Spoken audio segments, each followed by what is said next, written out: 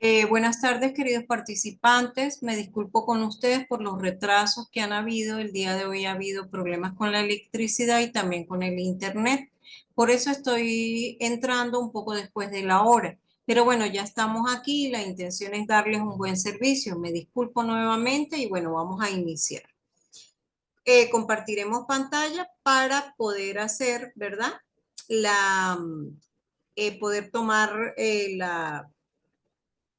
captura del soporte. eh, con respecto a la clase que vamos a tratar el día de hoy. Ya se está viendo por acá, vamos a esperar un poco, ¿sí?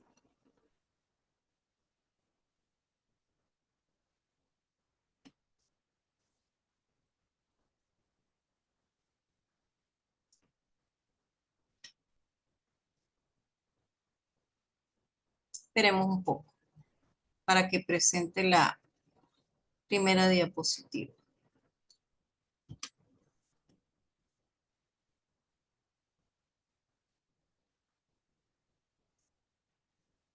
Está un poco lento el internet. Esperemos un poquito.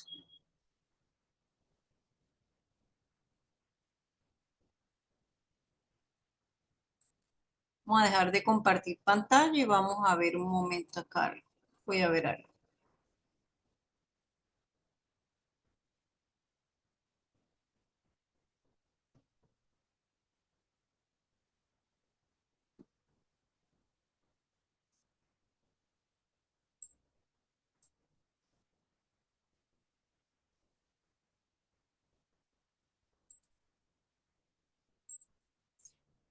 Voy a volver a compartir la pantalla.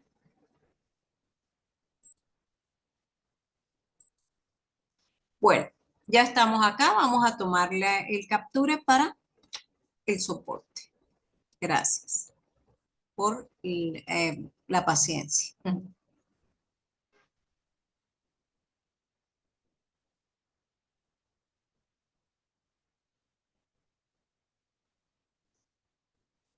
Ujú. Muy bien, vamos a guardar, ¿verdad?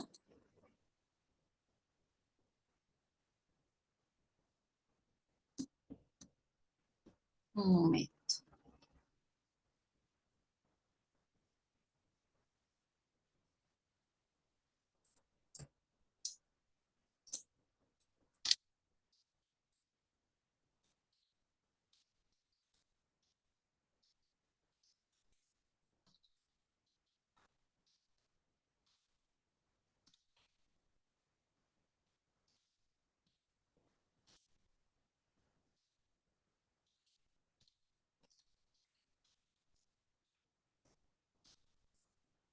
Bueno, muy bien, vamos, ya guardamos, vamos a salir de acá, esperemos, salgamos de acá, que ya guardamos, salimos de aquí y bueno, vamos a retomar acá. El día de hoy esta tercera reunión va a tratar acerca de la unidad uno y he utilizado la información que está en el tercer recurso. ¿Por qué esta información? Porque esta información me detalla aún más todo lo que tiene que ver con lo que tenemos a continuación y es acerca de algún vocabulario que tenemos que manejar usualmente.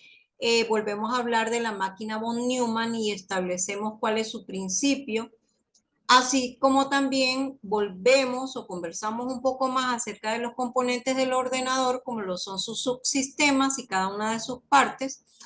Y luego nos enfocamos en el ordenador visto a nivel físico, tomando en consideración al procesador, la placa madre, las tarjetas, los puertos, los diferentes dispositivos, para por último cerrar con el concepto de sistema operativo y una clasificación sobre la base de tres criterios fundamentales. Por último, pues la despedida.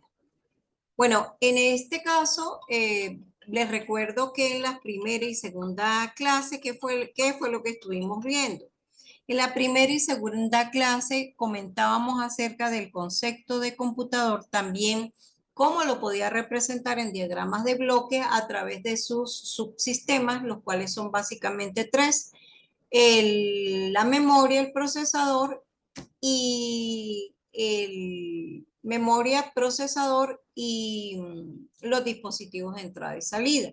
Sin embargo, el día de hoy vamos a hacer un resumen bastante amplio y completo con un esquema en el cual pueden ustedes ver los componentes del computador, tales como la memoria, los tipos de memoria, así como los tipos de dispositivos o de unidades de almacenamiento, de memoria, perdón, los tipos de dispositivos. También hablar un poco de las partes de la CPU y algunos elementos que están dentro de ella. Entonces, bueno, no se diga más.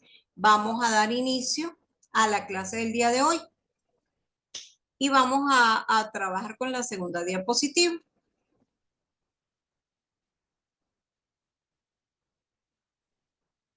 Esta segunda diapositiva,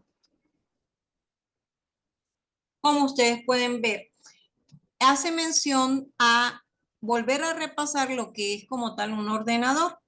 ¿En base a qué cosa? A algunos subsistemas que él tiene. Entonces, definido como tal el ordenador o PC, que es como lo conocemos, ¿sí? Computador de programa almacenado, C de computador y P de programa. Entonces tenemos aquí, ¿verdad? Un dispositivo electrónico capaz de procesar la información recibida a través de unos dispositivos de entrada, input, que es entrada, y obtener resultados que serán mostrados haciendo uso de unos dispositivos de salida o lo que es lo mismo output, gracias a la dirección de un programa escrito en el lenguaje de programación adecuado. Esto me va a permitir hacer una relación de qué es programa, a qué se le llama dispositivos de entrada y salida en general y como tal al computador. Entonces, lo que es el computador en sí es el hardware. Lo que es el programa es lo que nosotros llamamos software. Entonces, dentro de las partes de un computador lo podemos dividir básicamente en hardware y software. Bien. Y programa como tal es un conjunto de instrucciones escritas en un determinado lenguaje de programación que la intención es que controlan el funcionamiento del ordenador como tal o que me permiten realizar una tarea la cual está automatizada. En cuanto al hardware, lo he dicho antes, es la parte dura del computador, es decir, son los equipos como tal, los dispositivos, la carcasa o CPU, el monitor, el teclado, el ratón, aquello que usted puede palpar y tocar, que es tangible. Mientras que el software es el conjunto de programas que son los que usted no puede tocar ni palpar, sino que están almacenados dentro del computador. Y allí me voy a referir específicamente a la máquina von Neumann. ¿Por qué? Porque esa máquina von Neumann, el señor von Neumann tuvo la idea en el año 1945 de crear una máquina en la cual yo pudiera tener tanto programas, tanto instrucciones como datos, que son los que conforman un programa en memoria. Y ese como tal es el principio de la arquitectura von Neumann, que lo pueden leer acá abajo. Programa almacenado, instrucciones y datos deben almacenarse juntos en el mismo medio y ese medio se llama memoria. Por eso es que la unidad 1 se llama computador de programa almacenado. Y haciendo mención a cómo se unen los diferentes subsistemas. Aquí tenemos el primer subsistema que es la CPU, el otro subsistema es la memoria y el siguiente son los dispositivos de entrada y salida. Ellos se unen a través de los buses que son de datos de dirección y de control y son clasificados así. ¿Por qué? Porque van a depender de la información que ellos transportan. Si es datos solamente, es decir, valor de un operando, es llamado bus de datos, pero si lo que yo tengo es el posicionamiento en memoria de un operando, es decir, dónde lo guardé, eso sería de dirección y de controles para decir qué instrucción se va a ejecutar o qué instrucción en su defecto o qué orden se vaya a ejecutar. Con respecto a estos dibujos que están aquí, también tenemos otro tipo de conceptos que tienen que ver con el reloj que me define o tal, el ciclo de instrucción como tal, es cuánto dura ese ciclo de instrucción. En cuanto al acumulador, el acumulador es aquel que almacena todas las operaciones los datos que van saliendo de la unidad aritmético lógica, es como algo temporal. Por el otro lado, el controlador es aquel que depende del dispositivo que se esté activando y está íntimamente relacionado con los dispositivos de entrada y salida. Por eso es que hay controlador para teclado, controlador para mouse o ratón, controlador para monitor y básicamente podemos dar cuenta que si nosotros conectamos a un puerto USB, un pendrive, inmediatamente nos está hablando de que se está instalando el controlador. Creo que lo han visto. Y hasta que no se instala, no se pone en funcionamiento, no se puede abrir la carpeta en caso tal de que sea un pendrive. Bueno, y también tenemos el concepto de bus. Como tal, el bus es una línea que transporta información y que permite que haya comunicación entre las unidades del computador. Vamos a seguir por acá viendo qué más tenemos. Por acá tengo una clasificación excelente de lo que es los componentes. Ya, perdón. Vamos a subir un poco para que lo puedan ver mejor. Los componentes de un ordenador. Creo que ustedes, algunos de ellos, pues ya perfectamente lo manejan. Tenemos la unidad de almacenamiento o memoria que se clasifica en principal o central y de almacenamiento externo. La principal puede ser RAM o ROM y la de almacenamiento externo comprende los dispositivos magnéticos, ópticos y electrónicos que se los he señalado acá con un dibujo. Aquí hay varios de ellos. Perdón, por su parte, la unidad central de proceso o CPU está conformada por la unidad aritmético-lógica y la unidad de control. Y en cuanto a la unidad de entrada y salida, es la que conforma los dispositivos de entrada y de salida. En cuanto a los buses, de acuerdo a la información que transportan, pueden ser de datos de dirección o de control, que ya lo expliqué anteriormente. Vamos a la siguiente diapositiva. Vamos a esperar un poquito porque está un poquito lento. Aquí lo que quise ejemplificar fue que en clases anteriores hice la subdivisión de los diferentes tipos de memoria, que es la RAM, que es Memory Access Random, o lo que es lo mismo memoria de acceso aleatorio. Y pues aquí tenemos algunas características, dice que es volátil, que esa zona de memoria es de lectura y tanto de lectura como de escritura, que es un poquito costosa, que es lenta y que almacena sistema operativo y los programas que están en ejecución junto con sus datos. En cuanto a la memoria ROM, es una memoria solamente de escritura, por eso M de memory, only de solo y read de leer. Perdón, de escritura, no, de lectura. Y esta memoria sí es permanente y almacena la BIOS o el sistema básico de entrada y salida de la computadora y como tal se define como el conjunto de programas que se ejecutan al encender el computador, ¿sí?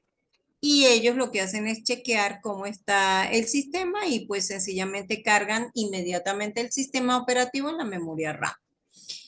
En cuanto a las características generales de la memoria principal, tenemos que tomar en cuenta que ella tiene una capacidad y ella se expresa en bytes y que un byte es la unión de varios bits, en este caso de 8 bits, y que todo computador tiene una longitud de palabra con el cual trabaja.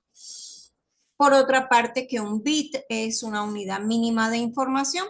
Y en cuanto a esto, lo que quise fue ejemplificar cómo a través de esta tabla, que es la que me da los diferentes valores o interrelaciones entre las unidades kilobyte, megabyte, gigabyte y terabyte, T de tera y B de byte en mayúscula, porque bit es con minúscula, yo puedo realizar diferentes tipos de conversiones, como en el primer ejemplo, en donde yo llevé de 8 megabytes a kilobytes, sabiendo que la relación entre megabyte y kilobyte está por aquí. Me dice claramente que un megabyte vale 2 a la 10 kilobytes, por eso es que esta relación o este factor está acá arriba. Megabyte con megabyte se va y al final me queda 8 por 2 a la 10 kilobytes. En cuanto a este problema que se está presentando acá, me hablan de que yo tengo una memoria USB y que deseo almacenar una cantidad de canciones que vienen en esa memoria USB, viene su espacio en la unidad gigabyte, 2 gigabytes, pero las canciones que quiero almacenar vienen en kilobyte. Yo pude haber hecho una cosa, convertir los kilobytes a gigabyte o convertir los gigabytes a kilobyte con la intención de manejar la misma cantidad. En la primera regla de 3 lo que hicieron fue convertir de giga a mega y luego en la segunda regla de 3 de mega a kilobyte. Quiere decir que el espacio libre de esa memoria USB fue convertido a kilobyte con las correspondientes relaciones de quién, por regla de 3. Lo pudieron haber hecho directo así como yo hice esto, pero lo hicieron por regla de 3. Entonces, en este caso, al llevar esa memoria de 2 GB a 2097, 2 millones, perdón, 97.152 kilobytes, yo puedo dividir el espacio que ocupan esas canciones y me va a dar el número de canciones que yo puedo almacenar. En este caso, como me da 338,25, yo no puedo almacenar 338,25 canciones, sino el número de canciones es un número entero. Por eso se redondea al inmediato inferior. Ese es uno de los ejemplos que quise dar a entender aquí porque antes no lo había tratado. Y esto que está aquí que ven en rojo, y bueno, son las dos reglas de 3. Primero de giga, mega y luego de megabyte a kilobyte. Creo que quedó claro. Tienen que observar la tabla y mirar los diferentes ejemplos que se les pudieran presentar. En cuanto a los dispositivos de almacenamiento externo, estos pueden ser de almacenamiento electrónico, de almacenamiento magnético y óptico. Aquí tenemos algunos ejemplos. El disquete. Los disquetes son de almacenamiento magnético, al igual que el disco duro. Sin embargo, el disco duro es considerado de interno y externo porque yo puedo tenerlo dentro de la máquina o un auxiliar que esté afuera. Por acá tenemos el electrónico, que es con el pendrive. Y por aquí tenemos una unidad de DVD y esa me va a representar a un de tipo óptico, ¿ok? Ajá, vamos a seguir por acá y hablemos un poquito de las partes de la unidad central de proceso que antes lo habíamos visto en la clase anterior y son la unidad de control y la unidad aritmético-lógica. Sabemos muy bien que la unidad de control se encarga de llevar la batuta, es decir, es como el director de la orquesta. ¿Qué se va a hacer, cuándo se va a hacer y cómo se va a hacer? Mientras tanto que la unidad aritmético-lógica lo que se encarga es de realizar las operaciones y para ello tiene que tener operandos y operadores. Entonces, en cuanto a la unidad de control, sabemos muy bien que dentro de sus partes están el reloj, el secuenciador, del decodificador, que es el que me permite llevar cada instrucción que está escrita en lenguaje de alto nivel a lenguaje de máquina, es decir, ceros y unos. Y dentro de los registros tenemos al de contador de programa y al de instrucción. En el de instrucción se almacena la instrucción, ya en lenguaje de máquina, y en el de contador de programas para indicarme en qué instrucción estoy operando en el momento determinado. En la parte de las partes de la unidad aritmético-lógica tenemos diferentes tipos de registros. Tenemos los registros de los operadores y los operandos. También tenemos el registro de contador de programa para que me pueda indicar a dónde o a qué control voy a seguir, es decir, qué próxima instrucción viene a realizarse. Y bueno, lógicamente tenemos operadores aritméticos, lógicos y de desplazamiento. En cuanto a los registros, sabemos muy bien que tenemos los de datos, el registro de contador de programa y el de instrucción, que son los registros llamados múltiples. Y bueno, la unión de la unidad de control y la aritmético lógica me va a dar la unidad central de procesamiento. Por acá podemos ver algunos ejemplos de dispositivos de entrada y salida. Ellos son los que se encargan de hacer que la información, ¿verdad? Entre al computador y luego también que salga de él y que él lo pueda procesar. Entonces, aquí hay algunos ejemplos de dispositivos de entrada, como lo son el ratón, la cámara web, el escáner, el teclado, y también de salida, como lo son el mismo monitor, porque yo puedo mandar un reporte por pantalla o puedo mandar un reporte a imprimir. Entonces, dispositivo de salida, el monitor, la impresora y el plotter también. Cada fabricante pues es dueño de especificar a estos diferentes tipos de dispositivos. Les quiero hacer una aclaratoria que tiene que ver con los dibujos que están viendo. Aquí están mezclados dispositivos de almacenamiento masivo como lo son el disquete, los DVD, el disco duro, ¿verdad? Como se ve por acá, memoria RAM y, perdón, pendrive, ¿verdad? Y disco duro con, aquí tengo varios pendrive, ¿verdad? Aquí está el pendrive. Están mezclados, entremezclados con los dispositivos de entrada y salida para que ustedes los puedan distinguir perfectamente.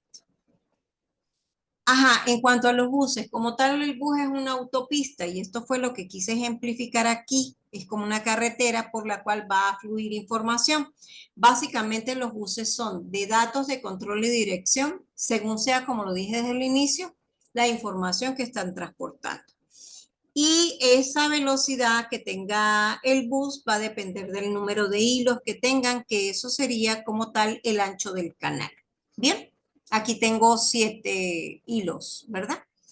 Ajá, ¿qué otra cosa me interesa que sepan? Más adelante que hay diferentes tipos de buses, como por ejemplo los buses paralelo y los buses serie. El bus paralelo lo que hace es que transmite la información por byte, mientras que el bus serie por bit. Quiere decir que en uno se hace el proceso más lento y en el otro más rápido. Aquí lo que están viendo es los conectores a los cuales se añade o se agrega el bus, ¿ok? Estos son conectores y allí pues es donde se colocan los buses. Pero los buses también van a depender de dónde, en dónde los conecte dentro de los subsistemas. Es decir, si los estoy conectando al CPU o si yo tengo un bus de ampliación, el cual estoy colocando en un slot es determinado en una ranura. Entonces, en cuanto a eso, tengo el PCI, el ISA y el AGP. Cuando por acá tengo el bus serial universal, que sus siglas lo dicen, o con el cual nosotros conocemos muy bien, que se llama USB. Y por acá podemos distinguir estas bandas que están por acá, que me van a indicar IDE, STA y SCSI, los diferentes buses que son los de los periféricos. ¿Ok? Entonces, unos son para monitor, otros son para eh, conexión de monitores e impresores. Por acá vamos a seguir con los componentes internos del componentes físicos del computador, viendo el procesador como algunas de sus partes. ¿Dónde está ubicado el procesador? Está abajo del ventilador. ¿Y por qué está abajo del ventilador? Porque él es el que se encarga de disipar ese calor cuando él realiza muchas operaciones o cuando está en constante trabajo, emite calor y por lo tanto se necesita disipar ese calor. Más adelante van a poder ver cómo esto, después que se le coloca el case, se ve en la parte interna con unos huequitos. Vamos a por la parte de atrás. Por aquí podemos ver diferentes tipos de procesadores. Hay ejemplos nada más. Hay diferentes tipos hoy en día. Pentium, con una capacidad de 450 MHz, que es la unidad de medida. Y bueno, depende dónde, en qué ranura de la placa madre se conectan, se pueden conectar. Bien, en cuanto a la placa madre, aquí lo podemos ver que esta placa madre es para que se inserte en un slot específico, ¿verdad? Esta es la tarjeta para conectar a la placa madre, esta tarjeta. Y por acá tenemos, ¿qué cosa? La placa madre como tal, que es todo y que en la cual yo puedo identificar diferentes elementos. ¿Sí? Aquí tenemos el slot de expansión y aquí tenemos esto que está aquí, que es el bus que habíamos visto hace rato, que es el IDE, que es este que está aquí. ¿Okay? También vamos a ver cómo, ¿verdad? Tenemos dos tipos de tarjetas, las de controlador de disco y también las de video. Estas de controlador de disco son las más antiguas y el bus que se utiliza, hay dos tipos de buses, el ISA y el PCI. Acá podemos ver la tarjeta de video y esa tarjeta de video es pinchada con un bus del tipo autopista, pero también tengo que tener en cuenta que esa tarjeta de video me habla de la parte gráfica de la computadora, entonces eso tiene que ver con las imágenes, las cuales pueden estar en dos o en tres dimensiones, ¿ok? Eh, Anteriormente esas se pinchaban con buses ISA, pero hoy en día eh, em, después se pulsaron con PCI, pero hoy en día con AGP, ¿ok? Ajá, aquí podemos ver los diferentes tipos de conectores y aquí les comentaba acerca de las ranuras que hay aquí con la intención de que el calor que genera el procesador vaya afuera, fuera de la carcasa. Característico de esto es que, bueno, conocemos los conectores que me dan me permiten conectar un pendrive. Ese conector es USB. Y también el característico del ratón, que es un puerto que es llamado puerto en serie y es que es del tipo 2. ¿Ok? Tipo 2. Por acá podemos ver cómo está aquí el conector de red y acá tenemos diferentes que son para poder conectar el monitor, ¿verdad? O la impresora. Aquí hay diferentes conectores. Bien. Y estos pues que me permiten conectar la CPU al junto con el monitor y todo lo demás. En cuanto a los dispositivos de almacenamiento masivo, ya habíamos conversado que podían ser de los tres tipos que habíamos dicho, ópticos, magnéticos y electrónicos. Y con respecto a los dispositivos de entrada y salida, ellos se pueden conectar, como lo dijimos ahora rato, a un puerto serie tipo 2, que es el caso del ratón.